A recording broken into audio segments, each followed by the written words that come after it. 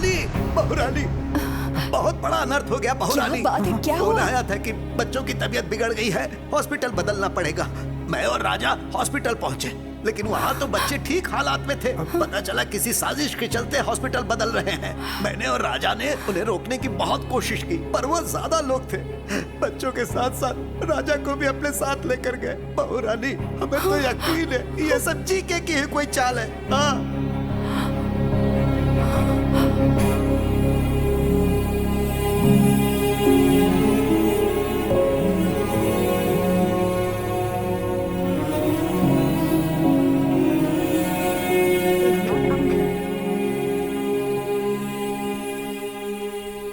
भाभी की इतनी मिस कॉल्स। हाँ भाभी। मेरी बात सुनो, आज कोर्ट में तुम्हारे भैया के केस की हियरिंग है, फाइनल हियरिंग। मुझे तुम्हारी जरूरत है।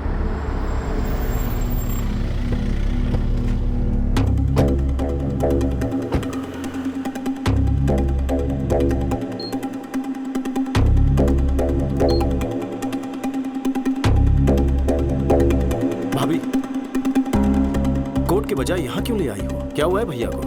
वक्त आने पर सब बताऊंगी, अभी तुम अंदर चलो। हाँ विक्की, वहां अंदर कुछ भी हो जाए, मेरी बात पूरी होने तक तुम कुछ मत कहना, समझ गए ना? चलो।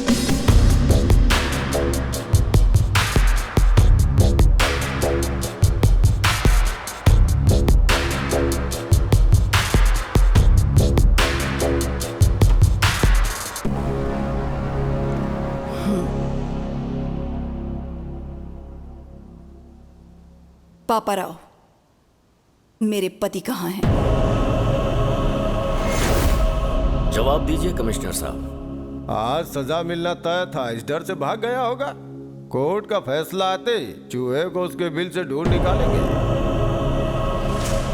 झूठ बोलने की भी हद होती है। बच्चों की आड़ में मेरे पति को हॉस्पिटल में बुलवाकर वहां से उन्हें किडनैप करवाकर कहीं ले गए। पुलिस ने अभी तक कोई एक्शन नहीं लिया है, मतलब कि वो भी तुमसे मिले हैं। अब तुम्हें सच पता नहीं होगा, कहाँ है मेरे पति? एक बार दामाद जी केस जीत जाएं, फिर मैं उसे भी ढूंढ निकालूंगा। वो शर्म की वजह से कहीं ट्रेन के सामने न कूद जाए। अब राजा राम का कोई बेटा तो है नहीं, उसकी चिता को आग देने का शुभ कार्य भी उसी के हाथों करवा लेना।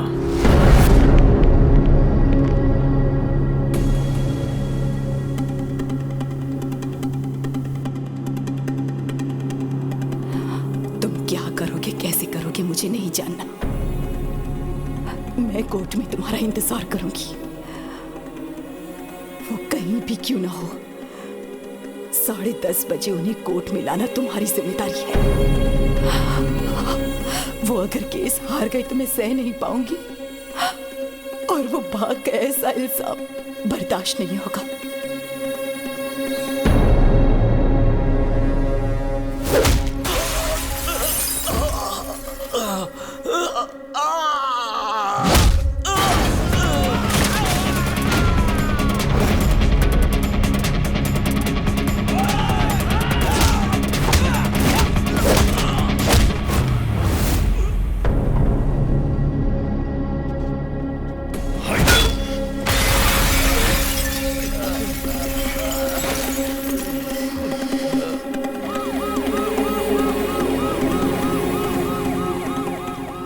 जज साहब पहुंच चुके हैं। राजा राम जी अभी तक नहीं आए, कहीं कुछ गड़बड़ ना हो जाए। आप चिंता मत कीजिए, वो जरूर आएंगे। विकी उन्हें वक्त पर जरूर लेकर आएगा।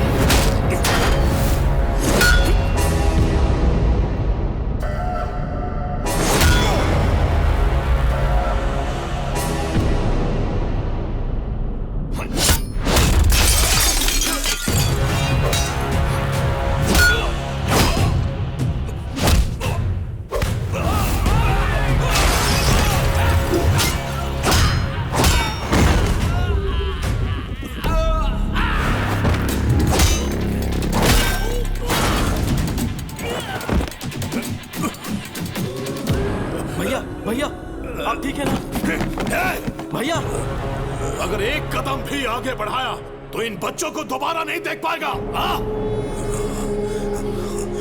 अरे आना, हिम्मत है तो आना।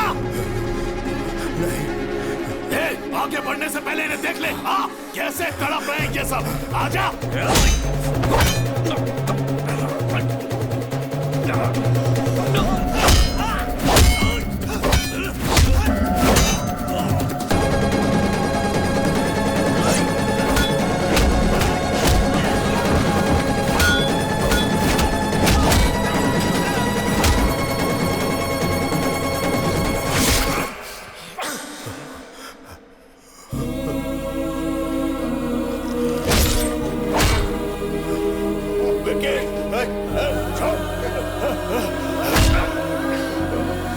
क्यों वकील बाबू, राजा राम नहीं आया ना?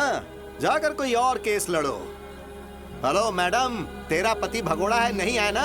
भगोड़ा है वो, भगोड़ा। मसीहा बनने चला था इन बच्चों का और अपने भाई का। मेरे हर प्लान को तूने नाकामयाब किया। तेरे भाई को मारने के लिए मैंने गुंडे भेजे, उन्हें भी तूने कुत्तों की तरह मारा।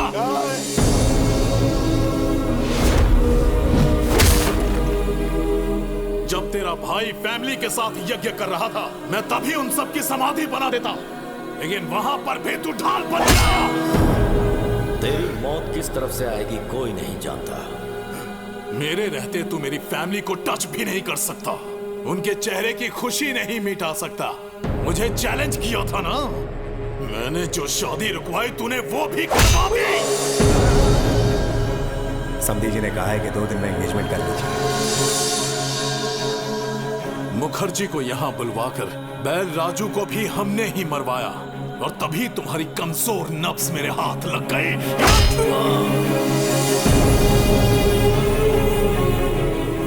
चल बचा, बचा के दिखा। अपने भाई को बचाने आया है ना, लेकिन आज तुझे कौन बचाएगा?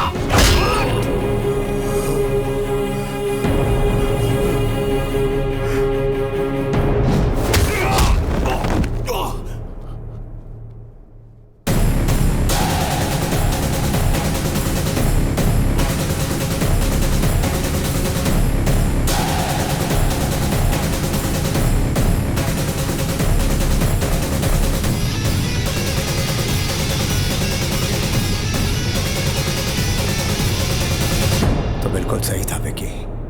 पाप करने वाले को पुण्य का पाठ पढ़ाना और अधर्म करने वाले को धर्म के बारे में समझाना मंजूर है।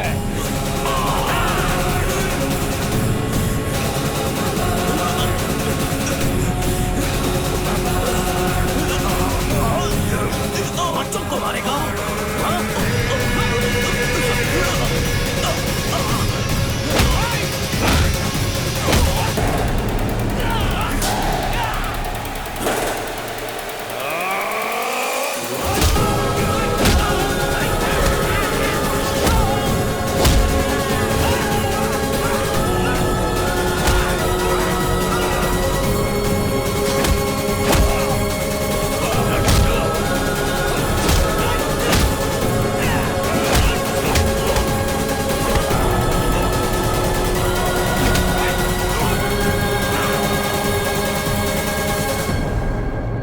माय लॉर्ड, आज केस की लास्ट हियरिंग है, शायद इसीलिए कोर्ट में आने से कतरा रहे होंगे। वो केस हारेंगे सजा से बचने के लिए शायद अब तक इस स्टेट से या फिर देश छोड़कर भागने की फिराक में होंगे। रिपोर्टर मैडम, खबर मुझसे सुन लो, वो भाग गया। ऑडियंस को ब्रेकिंग न्यूज दे दो।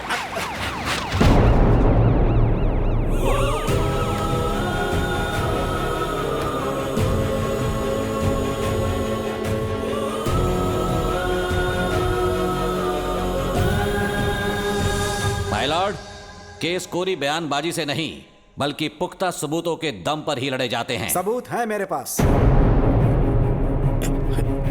जीके के खिलाफ सारे सबूत इसमें हैं। राजू, मेरा नाम बैल राजू है।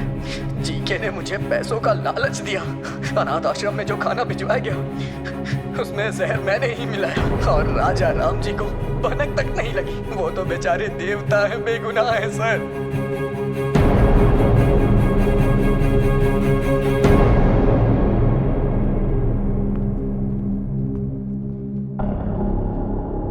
माय लॉर्ड, मैं हूं महेश। जीके फूड कंपनी में मैंने एज अ फूड साइंटिस्ट काम किया है।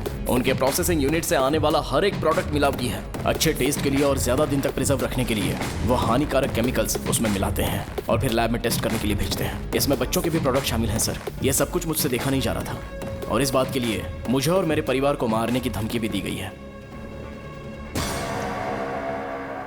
माय लॉर्ड, अपनी प्रॉपर्टी या जायदाद बचाने के लिए या शेयर के भाव बढ़ाने के लिए, अपने होटल की शाख बढ़ाने के लिए ये सब नहीं कर रहा हूं मैं, बल्कि हमारे लिए, हमारे बच्चों के लिए, आने वाली जनरेशन के लिए ये जंग लड़ रहा हूं। लफ्जों से अच्छा खेल खेल लेते हैं। ये राजा राम अपने कॉम्पिटिटर जीके के प्रति रोज नए षड्यंत्र रच रहे हैं। इसमें षड्यंत्र क्या है? जीके के बनाए प्रोडक्ट्स खाकर हजारों बच्चों को कैंसर हो चुका है। ये भी निजी मामला लगता है क्या? रुकिए, आपको जो भी कहना है कटघरे में आकर कहिए। My lord, what we eat is what we are. जैसा हम खाएंगे वैसे हम बनेंगे। माँ के दूध से ज्यादा बच्चे मिल्क पाउडर पीते हैं। घर के खाने के बजाय बिस्किट, चॉकलेट सिरप, आइसक्रीम्स खाते हैं। बाहर पिज्जा बर्गर खाते हैं और उन सब चीजों में ये मिलावट करते हैं। Nature identical flavour, substance, thickness, preservative, danger जैसे वार्निंग्स को छोटे छोटे अक्षरों में लिख दिया जाता है और हर घर में पहुंचा दिया जाता है। पैकेज फास्ट फूड खाने के बाद हमारे शरीर में ब्लड नहीं सर, केमिकल्स दौड़ रहे हैं। लोगों की जान से खेलने वाली हर कंपनी को बंद कर देना चाहिए और मिलावट करने वालों को फांसी की सजा मिलनी चाहिए। ऐसा कानून चलता आना चाहिए सर, वरना आने वाली जनरेशन हमारी आंखों के सामने मरेंगे और हम कुछ नहीं कर पाएंगे। हमारे छोटे बच्चों को भले ही मुफ्त चिकित्सा या मुफ्त शिक्षा ना मिल पाए, पर यह उनका हक है कि उन्हें स्वस्थ जीवन मिले। माय लॉर्ड, ये तो कोर्ट में नेता की तरह भाषण देने लगा। Stop it. इतनी अच्छी बातें तुम्हें भाषण लग रही हैं? वो अपने स्वार्थ की बातें नहीं कर रहा, वो समाज की भलाई और हमारे भविष्य की बातें कर रहा है। हर साल कोर्ट में इस तरह के केस आते हैं, पर ये केस पैसों की कमाई से कहीं हटकर है, समझ गए? अगर हमारे नेता बिजनेसमैन राजा राम की तरह सोचने लगे तो इस देश में हजारों बच्चे बीमार होने से बच सकते हैं, भविष्य सुधर सकता है। सबूतों और गवाहों को मद्देनजर रखते हुए जीके फूड्स को दोषी करार देती है और उसके हर एक प्रोडक्ट को बैन करती है। पुलिस को यह आदेश दिया जाता है कि वो फैक्ट्री को सील कर दे। साथ ही राजा राम पर लगाए गए सारे इल्जाम बेबुनियाद हैं और उन्हें बाइज्जत बरी किया जाता है। Court is adjourned.